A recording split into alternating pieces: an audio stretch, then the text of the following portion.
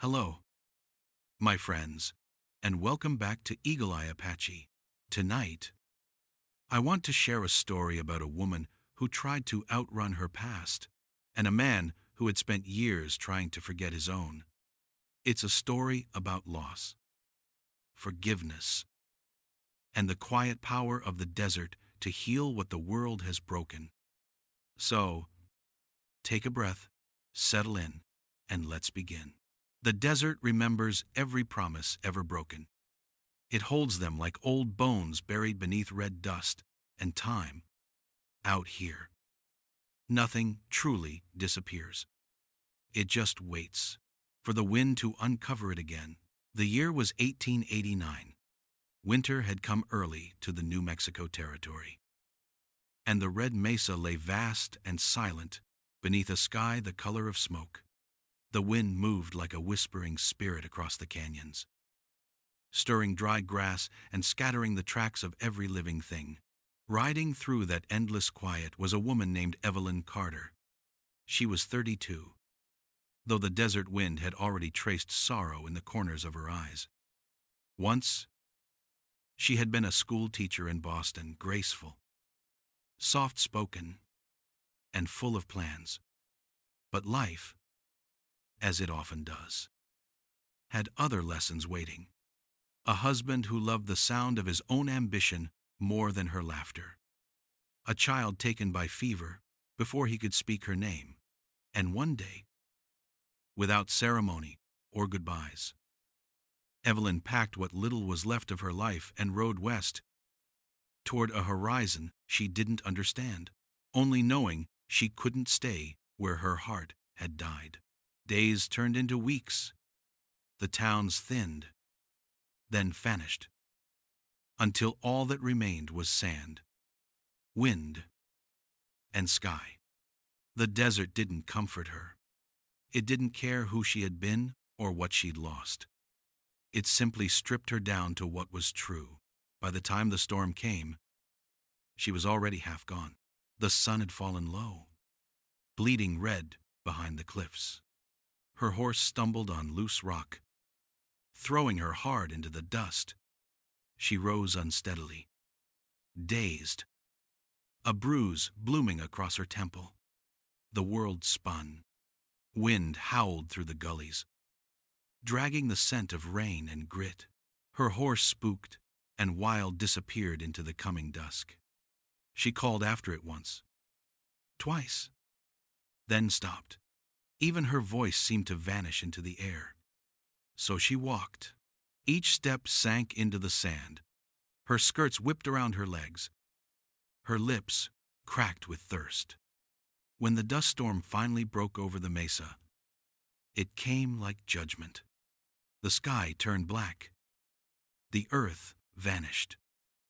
And she was swallowed whole. Blind, coughing, she stumbled forward until the world became nothing but noise wind. Grit, the beating of her own frightened heart. And then there was silence. She fell near a dry arroyo, her hands sinking into the cold sand. Her last thought before the dark took her was of her son's small hand curled inside hers. A memory, soft as the sound of his breathing. Then, nothing, far from the town. Beyond the ridges, where only hawks kept watch, a man was moving through the storm. His name was Talon Nez, an Apache by birth, a soldier once by duty, and now, by choice, a ghost of both worlds. The army had called him Scout. His people had called him Lost. So he had chosen neither. He lived alone among the canyons, where the wind spoke a language older than sorrow. That night, he felt the storm before he saw it, the pressure in the air. The way the hawk on his shoulder went still. He turned his horse toward the shelter of the cliffs. But then, something caught his eye. A figure in the sand. At first, he thought it was driftwood, a trick of the dust. Then he saw a hand, pale, still, human. He was off the horse in a heartbeat, kneeling beside her. Her face was white with grit, her pulse barely there, her dress torn and heavy with dust. He pressed his ear to her chest, heard the faint echo of a heartbeat. "Still here," he murmured, voice rough from disuse. He lifted her carefully, her weight light as memory. The storm clawed at them both, but he pushed through it step by step, against the wind, until the darkness swallowed man and woman alike. Hours later, inside a small shelter carved into the stone of the mesa, a fire cracked to life. Talon laid her down beside it, wrapped her in buffalo hide, and sat in silence. The flames painted his weathered face in gold and shadow. He didn't know her name or her story. He only knew the look of someone trying to escape ghosts too heavy to carry. Outside, the desert howled. Inside, the fire whispered. And somewhere between them, two lost souls began to find the faint rhythm of a heartbeat neither thought they still had. She had run from her past. He had buried his, and yet, in the silence of the desert, both began to stir again. When consciousness returned, it came slowly, like dawn behind the mountains. At first, Evelyn felt only warmth, a steady, living warmth pressed close against her skin, chasing away the ache of cold that had buried itself deep inside her bones. Then she heard the sound of wood popping, and the low hum of wind beyond stone walls. Her eyes fluttered open. The light was dim, gold and flickering. She was lying beneath heavy hides that smelled of smoke and earth. Her head throbbed faintly, and when she tried to move, the world tilted sideways.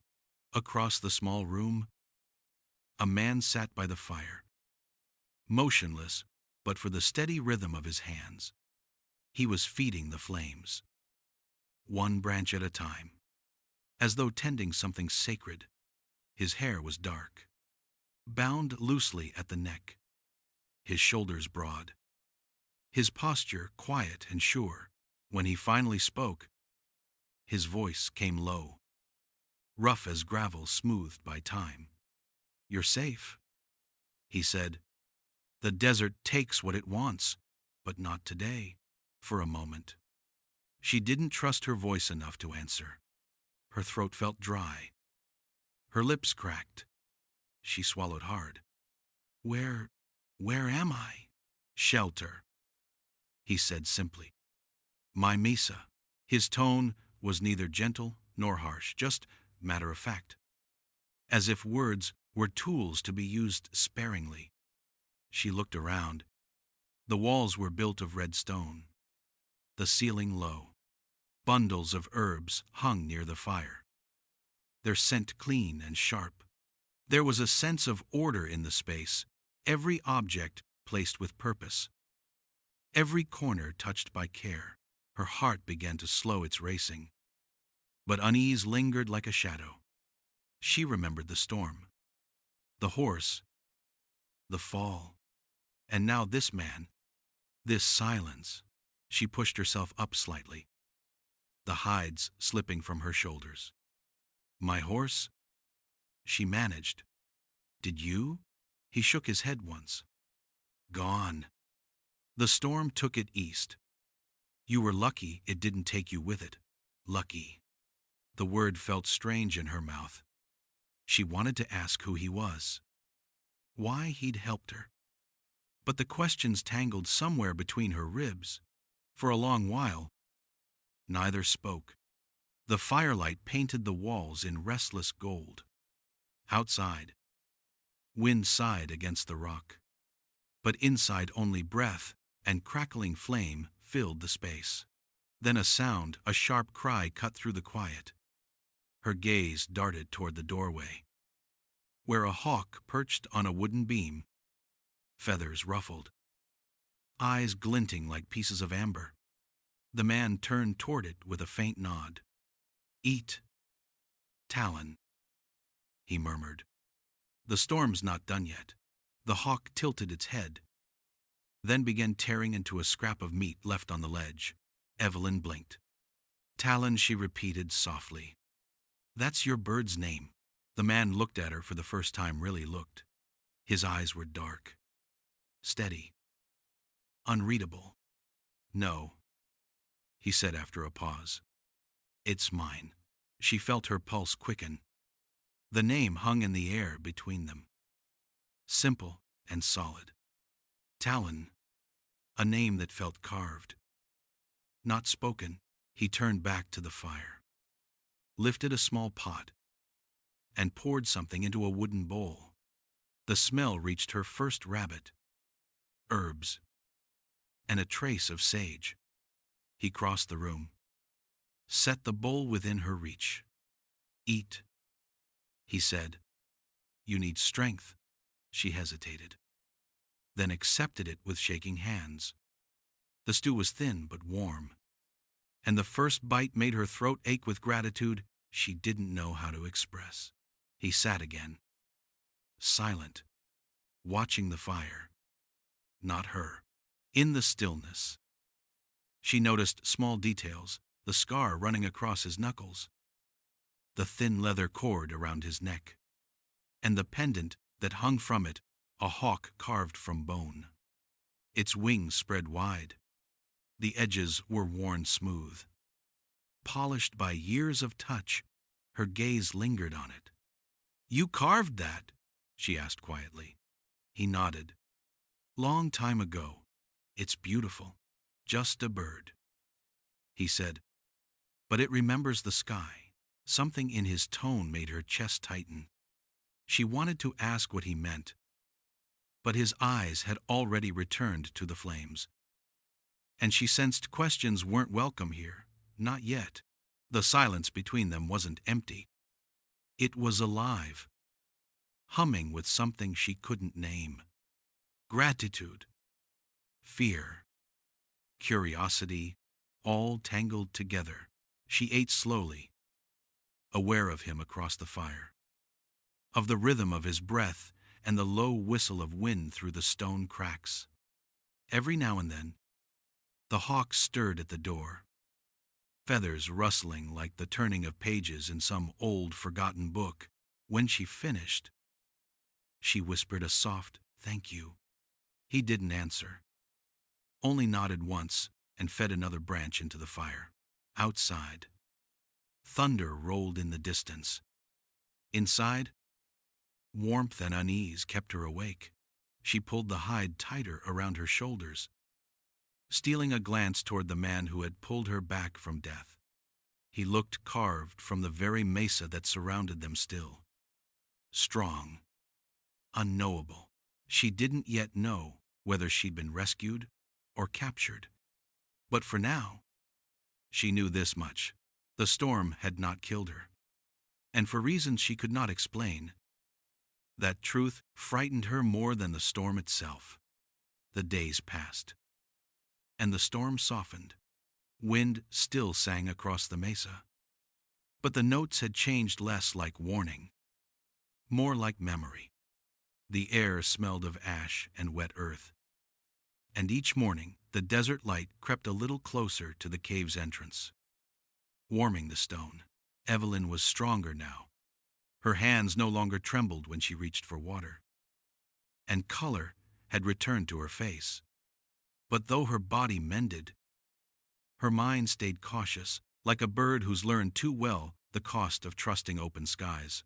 Talon worked outside most of the day, his rhythm unbroken, chopping wood, setting snares, checking the water jars, every motion deliberate, never hurried. There was a stillness in him that reminded her of prayer, not the kind spoken in churches, but the kind made in silence, when the heart doesn't know what words could possibly be enough. She watched him sometimes, from the doorway. The way he knelt to patch a water skin, the way he paused before each swing of the axe as if listening for something deep in the earth before he moved. It wasn't strength that defined him. It was steadiness, the kind she hadn't seen in a long time, maybe ever. He didn't ask about her past, and she didn't offer it. There was safety in that silence, a fragile truce between two people who understood that questions could be sharper than knives. At night, when the wind grew restless again, she dreamed. In one dream, she was standing in a narrow street, rain falling hard, her hands outstretched. A child's voice called her name, Mama, over and over, from somewhere she couldn't reach. When she tried to move, her feet sank into the mud, and the world dissolved into water and grief. She woke with a gasp, the taste of rain still on her tongue. The fire was low, the air thick with the smell of wood smoke. Across from her, Talon sat cross-legged, mending a leather strap with quiet precision. The light from the embers drew the edges of his face, strong jaw, lines of fatigue, eyes steady but kind.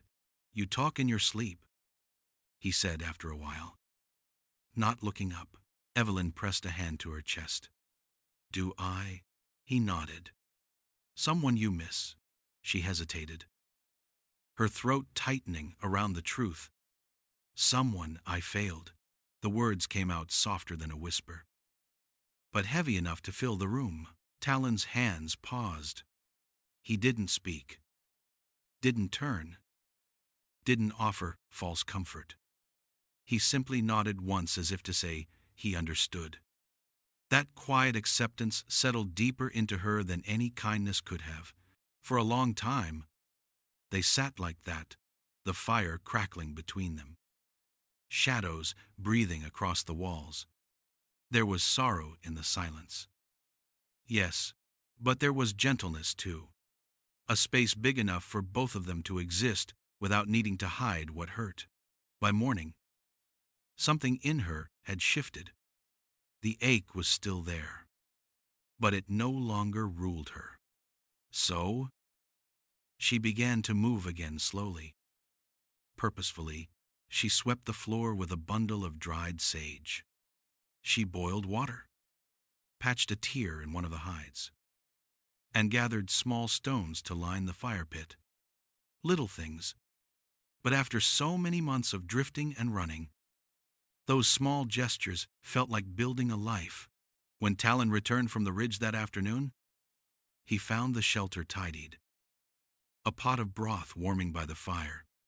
Evelyn was sitting by the entrance, hair brushed and tied, her hands resting in her lap. She looked up and smiled, not out of obligation, but out of quiet pride. He didn't say a word, but his eyes softened. He hung his gear, added a few sticks to the fire, and nodded toward the pot. "Smells better than rabbit," he murmured. Her smile widened. It might even be edible. That evening, they shared the meal in comfortable silence. The firelight flickered over their faces, gold against shadow, warmth against memory. Evelyn found herself studying him again. The shape of his hands, the calm in his movements. She wondered what ghosts he carried, what stories he'd buried in the sand. But something told her not to ask. Not yet. Instead, she simply said, "Thank you." He looked at her, puzzled. "For what?" "For not asking," she replied. He nodded slowly. "The desert teaches that. Sometimes the wind carries words that shouldn't be spoken." She let that truth sink in. Outside, the storm clouds drifted away, leaving a clear stretch of stars. Inside, the shadows danced across the walls, not menacing, but alive. For the first time since she'd come west, Evelyn didn't feel like a woman lost in someone else's story. Here, among stone and silence, she was beginning to write her own again. The fire burned lower, and she watched the embers pulse and fade. the glow tracing every scar, every secret both of them tried to keep. And as sleep took her, she thought of how memory worked, how some parts of the past burn out clean, and others linger, like the glow of a fire that refuses to die. In the soft light of the flames, she turned once toward him and whispered, though she didn't mean to speak aloud, maybe that's what surviving really is, learning to live beside the things that still burn. Talon didn't answer, but she saw his gaze flick toward her, steady and unafraid. In that quiet, the desert silence wrapped around them, both no longer empty, but full. A silence that, somehow, felt like the beginning of peace. By the fourth morning, the storm had gone, leaving the mesa washed clean beneath a sky so wide it could swallow every secret. Evelyn stepped outside for the first time without trembling. The air smelled of wet dust and juniper smoke, and the world seemed to hum not loudly, but in a rhythm she could almost feel beneath her skin. She stood still for a long while, just breathing it in. The quiet wasn't empty anymore. It was alive. Every sound had its place, the wind threading through the canyons, the slow drip of water from the rock, the distant cry of a hawk gliding somewhere beyond sight. The land didn't speak in words. It spoke in patience. Talon watched her from a few paces away, arms folded, expression unreadable. Then he said, almost to himself, the land speaks. Most folks just don't wait long enough to hear it. Evelyn turned toward him. And you? I've been listening all my life. He said, still don't understand half of what it's trying to tell me. She smiled, faintly. Maybe that's the point. That day became a beginning not of something grand or sudden, but of something steady. He started to teach her small things. How to tell where water hides beneath dry ground, the way the grass bends differently, the coolness of the air just above it, how to follow the stars if the trail disappears, how to move quietly enough that the land itself forgets you're there. She listened, not just to his words, but to the pauses between them, the way he treated silence as part of the lesson, not an absence. And in those pauses, she began to understand the rhythm of his life. Everything had its season. Everything waited for its turn. Sometimes, when she caught him studying the horizon, she wondered if he was waiting still for forgiveness. Maybe. Or for something long past to stop echoing inside him. That evening, the sky turned copper, and they sat by the fire with a pot of beans simmering between them. Evelyn stirred it too long, distracted by a question she wasn't sure she should ask. When she lifted the spoon, smoke billowed up and the smell was unmistakable. She grimaced. I think I've just committed a crime against beans.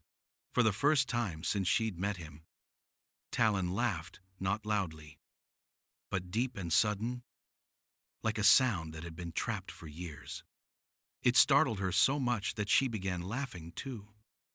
The two of them doubled over, the sound rolling across the little stone room. When it quieted, the fire popped once, and for a heartbeat, the world felt right, simple, human, no ghosts, no shame, just the echo of laughter and the warmth of shared breath. Later that night, when the stars had spilled across the sky, she found him sitting near the entrance, sharpening a blade, his gaze lost somewhere far beyond the cliffs. The air had changed cooler, softer, edged with something she couldn't name. Talon, she said quietly. How long have you lived up here? He didn't look at her right away. Long enough to forget what year it is. Why stay so far from everyone? He drew the blade across the stone, slow and careful. Before setting it down, Because silence is the only thing that never lied to me. His words landed like stones in a still pond rippling outward. Settling deep. Evelyn didn't reply. She knew, instinctively, that this was not something to fill with sympathy. It was truth, heavy and sacred. After a while, he continued, voice rough but steady. I was a scout once. Rode with soldiers who didn't see us as men, just tools to find other men. I told myself it was survival. But every mile I rode, I felt myself vanish a little more. One day, I couldn't stand the sound of my own name in their mouths. He looked up then, eyes dark and bright at once. So I left. Came here. Figured the wind wouldn't ask me to betray anyone. Evelyn's heart tightened. You were trying to start over. He gave a faint, humorless smile. Or disappear quietly. Depends how you look at it. She studied his face in the firelight, the quiet strength, the scars that told their own kind of story. And in that moment, she understood something: loneliness, when chosen, becomes its own kind of armor. Neither spoke again for a long time. The only sound was the low hiss of the fire and the night wind brushing through the cracks of stone. When she finally lay down, the echo of his words stayed with her. Silence is the only thing that never lied to me. But for the first time in years, she found herself wondering, could silence also be the thing that heals? Outside, the desert slept beneath its wide, endless sky. Inside, the fire dimmed to embers, and in the hush that followed, their hearts, one burdened by guilt, the other by grief, began to beat to the same quiet rhythm. Not romance, not yet, but something rarer, something that looked a lot like trust. Days on the mesa had begun to flow like the wind, silent, steady, almost circular. Evelyn no longer counted them. Morning bled into afternoon, and each dusk arrived wrapped in the same amber quiet. As if time itself had decided to rest for a while, the shelter had grown familiar now, not just a refuge, but a rhythm. She knew the way the light moved across the floor at dawn, the sound of Talon's steps outside, the exact moment when the fire's crackle turned from warmth to whisper. It was peace, of a kind she hadn't known in years. And yet, beneath that peace, something waited, something with her name on it. It began with the smell of leather. She'd been cleaning the few things she owned: her gloves, a worn shawl, the satchel she'd arrived with. The leather had grown stiff from the storm. But when she unbuckled its strap, a small shape slid free and fell into her lap. A locket, dented, tarnished. The sight of it hit her like a fist to the chest. She hadn't seen it since the train ride west. She'd thought it lost, maybe stolen. Her hands trembled as she brushed the dust away and pried it open. Inside, beneath a cracked pane of glass, was a miniature portrait. A boy, her boy, barely 3 years old, captured in careful watercolor. Blonde curls, gray eyes, the faintest trace of a smile. A memory small enough to fit in her palm, and heavy enough to break her heart all over again. The air left her lungs in a sharp, helpless sound. Suddenly she was back in that narrow Boston bedroom, the one with the window that looked out on the elm trees.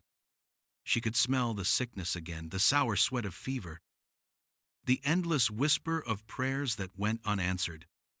She saw her husband's face, pale and distant, not cruel, just hollow, the way he'd closed the door softly when the doctor came for the last time. How, in the weeks that followed, his touch vanished first, and then his words. how she'd watched the life drain not just from her child, but from the man who'd promised to love her forever. And then the journey west, not to find something new, but to outrun the sound of her own heartbeat echoing through empty rooms. It all came back in a single breath. Every loss, every failure, every if only. The fire blurred before her eyes. Talon found her sitting on the floor, the locket open in her hands, tears streaming silently down her face. He didn't speak. He didn't touch her. He simply sat beside her, close enough that she could feel the warmth of his presence, but not so close that it felt like pity. The only sound was her quiet sobbing and the crack of pine in the fire. When the storm inside her finally broke into silence, he spoke, his voice soft, low, and steady.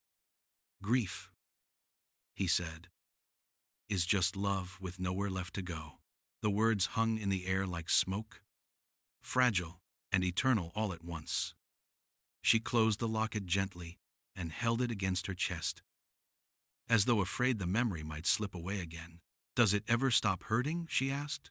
He shook his head. "Not if it's real, but hurt can change its shape.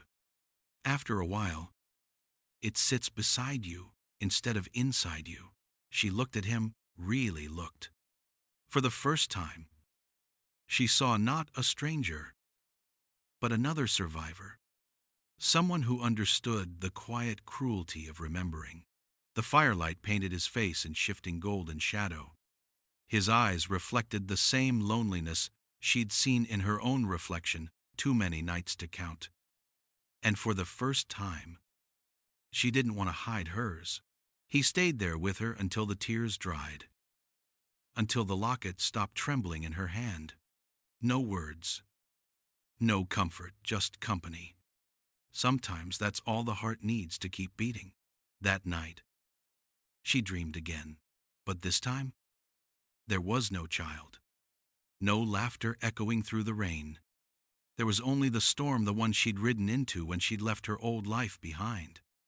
In the dream, she saw herself in the saddle, wind tearing at her cloak, the sky collapsing into red dust. She wasn't running from grief anymore. She was riding through it. And for the first time, she could see the outline of a man on the horizon waiting. Not chasing. She couldn't tell if it was Talon or something older, larger than him, but it didn't matter. He stood still, like the mountain itself. While she rode closer, when she woke, dawn was breaking, the air cold and clear. Talon was already outside, feeding the fire for coffee, his movements quiet and deliberate. The smell of smoke drifted in through the open doorway, mixed with the scent of morning sage. She rose slowly, locket in hand, and stepped toward the light. "Talon," she said softly. He turned, brow lifting in silent question. "I thought I came west to disappear." She said, "Maybe I came to remember." For a long moment, he just looked at her. Then he nodded. "Once. That's what the desert does," he said. "It strips away what you don't need until all that's left is the truth." She smiled faintly. "And what if the truth hurts? Then you're finally alive again." He answered. Their eyes met steady. Unguarded, something wordless passed between them. Something that wasn't quite love, but carried its scent. Faint and dangerous as the first fire after winter, the wind moved softly through the canyon, carrying away the ashes of the night. And somewhere deep inside her, Evelyn felt the weight of memory settle, not like a chain, but like a name she could finally say without breaking. For the first time, she didn't fear the past, because someone else had seen it now, and stayed. By late winter, the mesa had found its rhythm again. The nights were cold, but the days were long and golden, filled with the simple music of living, the scrape of wood against stone, the soft rattle of wind through the cedar branches, the quiet talk of two souls who no longer needed many words. Evelyn had begun to hum again, soft, aimless tunes that drifted through the small shelter like echoes of a world long gone. Talon pretended not to listen, though she caught him smiling once when she burned the biscuits for a second time. Peace, fragile and precious, had settled between them. But peace in the West was always a borrowed thing. It happened one afternoon while Talon was gone, hunting along the ridge. Evelyn was mending a tear in the hides near the doorway when she heard the sound, distant at first. Then closer, the steady rhythm of hooves cutting through sand. Her hands froze. No one came this way. The riders appeared from behind the rocks, 3 of them. Dust-stained, faces hard with sun and distance. Their coats still carried the remnants of old army insignias. Men who didn't know how to stop being soldiers, even when the war had long since ended. The first one dismounted, his boots crunching against the gravel. He had the look of someone used to giving orders, gray eyes, jaw like carved stone, a rifle slung casually across his back. "Afternoon, ma'am," he said, removing his hat but not his suspicion. "Didn't expect to find company up here. We're looking for Apache raiders. Heard word one's been spotted in these parts." Evelyn's pulse quickened. Her voice came steady, though it trembled beneath the surface. "There's no one here but me." The man's eyes swept the shelter, taking in the hides, the tools, the marks of another presence. "Funny," he said. "This place don't look like a lady's doing. More like a trapper's den." She met his gaze, willing herself not to flinch. "I said I'm alone." He studied her face a moment longer, then smirked. "You got a name, miss?" The question sliced sharper than it sounded. Her name, the one she had nearly forgotten, hung heavy on her tongue. Before she could answer, one of the younger riders spoke up, holding a weathered sheet of paper. "Lieutenant, you might want to see this." He handed it over. The leader unfolded it slowly, his eyes scanning the inked lines. A drawing, a notice, and a name printed bold beneath it. "Evelyn Carter." He read aloud, the syllables tasting like ash. "Says here you ran off from your husband. Took some inheritance money that wasn't yours." Her stomach dropped. "That's a lie. Paper says otherwise." The man replied, voice almost bored. "He's offering good coin for anyone brings news of you. Guess that makes you worth something again." The words hit harder than the desert wind. Her past, the one she'd tried to bury under miles of sand, had found her. "I stole nothing," she said, her voice shaking. "My husband, he..." But the words wouldn't come. There was no way to explain the truth to men who had already decided what they wanted to believe.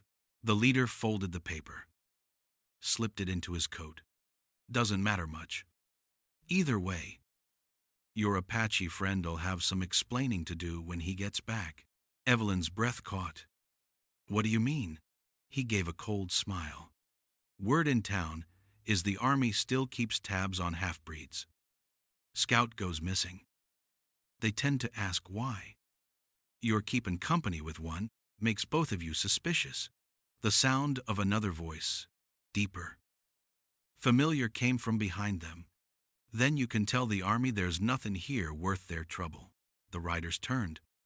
Talon stood at the edge of the clearing, bow in hand, eyes sharp as obsidian. For a heartbeat, no one moved. The wind fell still. The leader's smirk faltered. "You must be the one we heard about." Talon's tone stayed calm, but there was steel beneath it. You've heard wrong. The first man took a step forward. You got no right to harbor a fugitive. And you got no right to ride this far uninvited. The words cracked like thunder. What happened next was fast, the kind of fast that leaves only sound and smoke behind. A scuffle, a shout, the flash of steel. By the time the echo died, the riders were retreating down the trail, one clutching his shoulder, the others swearing vengeance.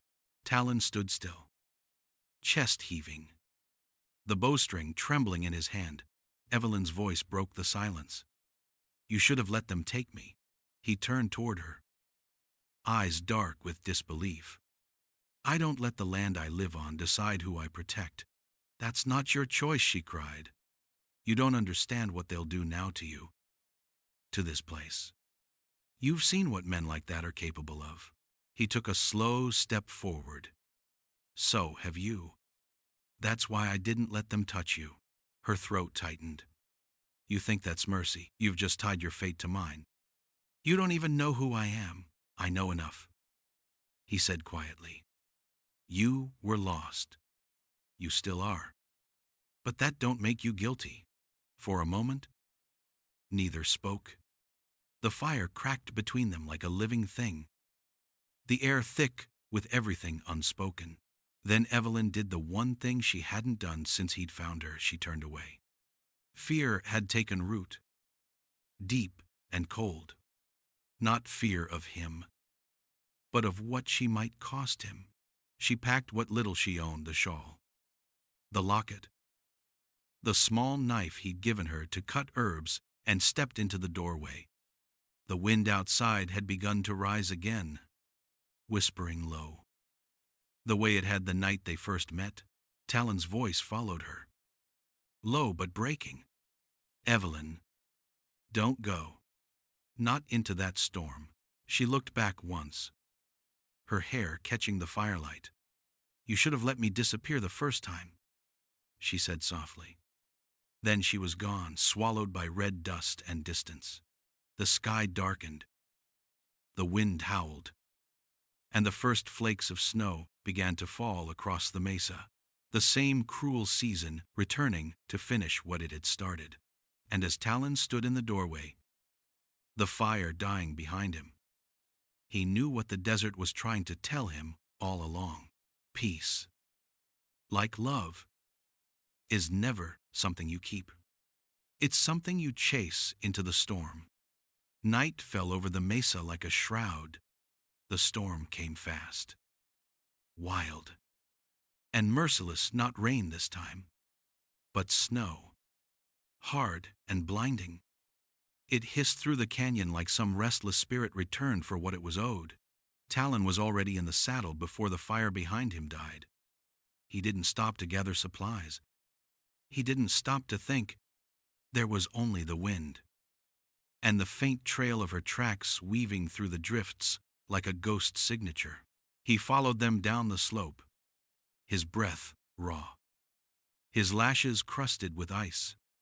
The cold cut through every layer of him, but the ache in his chest burned hotter than the winter could ever touch. He rode hard, leaning into the storm, his horse trembling beneath him, the air so thick he could barely see his own hand. Every few minutes, the tracks vanished beneath new snow, then reappeared again, faint, uncertain. Like her resolve, he pushed on, whispering her name into the gale. Not as a rescuer, but as a man finally speaking what he had buried for too long. "Evelyn!" he shouted, his voice torn by the wind. "Evelyn, you listen to me now. You weren't my burden, you were my blessing." The sound vanished almost instantly, swallowed by the storm. But he said it again anyway, because sometimes the desert listens, and sometimes it carries what it hears. He crested a ridge and spotted something dark against the snow, a shape half buried near a clump of juniper. Her horse, riderless. Panic struck like lightning. For a long moment, He could only stare at the animal's wide, frightened eyes, the reins dragging, the saddle empty. Then he moved again, faster now, half sliding down the slope, calling her name until his voice broke. The desert gave no answer but the sound of the wind and the thud of his boots in the drifts. He found her near the canyon rim, crumpled beneath the willows, her shawl stiff with frost, her face pale as moonlight. Her hands were raw, bloodied, the locket still clutched in her fist, as if she'd tried to hold on to the last thing that mattered, for a heartbeat. The world went silent. He dropped to his knees beside her, his breath coming in short, disparate bursts. He touched her face, cold, too cold. He pressed his fingers to her throat, searching. Then there, a pulse, faint, fragile, still fighting. Thank you, he whispered hoarsely to whatever power might be listening. Thank you. He gathered her into his arms, wrapping his coat around them both. The snow stung his skin like fire, but he didn't feel it. He found shelter beneath a low rock ledge and built a fire with shaking hands, coaxing life from the smallest spark. The flame caught, a flicker against the storm, fragile, stubborn, alive. He held her close, rubbing warmth into her hands, murmuring words he didn't even know he remembered how to say. You think the world already took everything, he whispered. It hasn't. Not yet. Not me. The flames danced weakly, and the snow hissed as it fell, melting on the stones. He could see his breath in the air, rising and vanishing. Like prayers without names, he laid her head against his chest, feeling the faint rhythm of her heart struggling beneath the layers of cloth and cold. Stay with me, he said softly. Stay. Hours passed, or maybe it was only minutes. Time had lost its shape. The wind raged. But inside that small circle of light, there was only the sound of two hearts refusing to quit. He thought of the first night he'd found her, half dead in the snow, how the fire had flickered between them, how silence had been their first language. He realized now he hadn't saved her then, not really. She had saved him. She had given his silence meaning again, and now she was slipping away into that same quiet. He closed his eyes, his voice breaking. I should have told you sooner. I should have said it when there was time. His hand trembled as he brushed the frost from her hair. You walked into my world like sunlight through smoke. You made the stillness bearable. You made it home. For a moment, he thought he saw her lips move a flicker. Barely there. Then her eyes opened, gray, clear, and filled with confusion that softened into something he recognized: trust. Evelyn, she blinked, the corners of her mouth trembling. You still believe, she whispered, her voice thin as breath. In second chances, a broken laugh escaped him, half sob, half prayer. Only because you walked into my silence, he said. Her eyelids fluttered. Then maybe it was never silence, she murmured. Maybe it was waiting. He held her tighter, feeling the faint heat returning to her skin. The slow, stubborn rhythm of life pulsing against him. The fire crackled louder, as if drawing strength from their heartbeat. They stayed like that through the night, two souls suspended between life and loss, surrounded by wind and snow and the weight of everything they'd both been running from. When the storm finally began to break, dawn crept over the desert in pale streaks of silver. The light found them still sitting together. The fire burned low, their faces drawn but alive. Talon stirred first, his body stiff and aching. He looked down at her, still asleep, her breathing steady now, color returning to her cheeks. For the first time in years, he smiled, not the sharp, guarded smile of a man who expects everything to be taken from him, but the quiet, reverent kind that comes only when something lost has been found again. He whispered to the waking sky, "Thank you for the storm." Evelyn stirred, eyes blinking open, dazed by the brightness. Her voice was barely more than a whisper. "Are we still alive?" He chuckled softly. "For now." She frowned, still half dreaming. "I thought I heard you talking in my sleep." "You did," he said. "I said too much."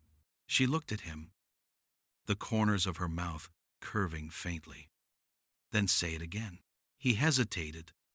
Then, quietly, "You weren't my burden. You were my blessing." Her gaze softened, tears glinting in her lashes. "Then maybe I was meant to lose everything first, just to find that." He reached out, brushed a strand of hair from her face. "You didn't lose everything. Not yet." They sat together in the fragile morning light, the desert around them, silent and still, not the silence of emptiness this time, but of peace, hard won. In that moment, they were no longer two people bound by guilt and loss. They were two survivors who had finally met at the edge of what life had left them and found it was enough. The storm had taken almost everything, but it had also given something back, a truth as old as the desert itself, that love, once buried beneath silence and sorrow, can still rise again, fragile as dawn, and just as unstoppable. And as the first sunlight spilled over the red mesa, Talon whispered the words the wind had carried all along. "You think the world already took everything. It hasn't. Not yet. Not me. This time." She heard him. This time, she believed it. Spring came slowly to the red mesa, as if the earth itself had to be convinced it was safe to breathe again. The snow melted first in the shallow ravines, then along the ridges where sunlight lingered. Streams trickled free, and the wind lost its bite, carrying instead the scent of sage and wild honey. Evelyn woke one morning to the sound of water running. She stepped outside and found the world shimmering, the mesa alive again. Green creeping through red stone, the air bright and clean. The silence she'd once feared now sounded different. It wasn't loneliness anymore. It was space. Room for things to grow. Talon had already been up for hours, repairing the corral. The storm had taken much, but not his determination. He straightened, wiped the sweat from his brow, and gave her that small, quiet nod she'd come to know as his version of good morning. The days found their rhythm again: work, laughter, and the comfort of knowing the other was near. Together they rebuilt, not as survivors clinging to what was left, but as partners shaping something new, a home carved from red clay and hope. The shelter became larger, stone walls patched and strengthened, a roof of cedar and sun-dried mud. A porch was added where they could sit in the evenings, watching the light crawl down the cliffs. Smoke curled from the chimney, carrying the scent of coffee and pine. Where there had once been only silence and snow, there was now the hum of life, steady, human, and tender. Evelyn found her purpose again in small, gentle ways. Once a teacher, she became one again. Children from the nearby settlement began visiting on warm afternoons, boys and girls with dirt-streaked cheeks and curious eyes. She taught them to read beneath the shade of the cottonwoods, their voices stumbling through the alphabet, laughter ringing like birdsong across the valley. She'd look up sometimes and see Talon watching from the distance, his face unreadable but soft around the edges. He pretended to be busy fixing the fence. But he lingered there, always listening. Talon raised a small herd of horses. Wild things tamed, not by force, but by patience. He spoke to them the same way he spoke to the land, quietly, with respect. Evelyn would watch him from the porch as he brushed their coats in the evening light. The sun turning his hair the color of copper, there was grace in his stillness. In the way he moved through the world as if it were something sacred. One evening, near sunset, they sat side by side, watching the sky bleed into shades of gold and crimson. The air was warm, the kind of warmth that feels earned. A coyote howled somewhere in the distance, and the sound rolled through the canyon like a prayer that didn't need words. Evelyn broke the silence first. "The storm," she said softly, her eyes following the last light slipping over the horizon. "Gave me back what life took away, someone who listens." Talon turned his gaze toward her, his expression unreadable for a long moment. Then he said, "And you gave me something louder than silence, peace." The words settled between them like falling dust, gentle and final. She smiled, leaning her head lightly against his shoulder. For a while, they just watched the world change colors, the kind of stillness that only two people who have been through storms can share. The seasons passed gently. Summer came, full of life and light. They planted a small garden near the stream.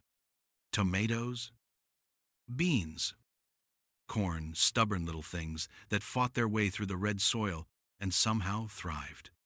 Each evening, they'd water them together, and Evelyn would laugh when the mule tried to eat the sprouts. Sometimes, neighbors from the valley rode up bringing seeds, cloth, or stories. People talked about the couple on the mesa, how an Apache hermit and a lost Eastern lady had built something that survived both winter and judgment. They came curious, but they left changed, a little quieter, a little kinder, as if some part of the desert had spoken to them. 2. Life didn't turn into a fairy tale. The wind still howled. Fences broke.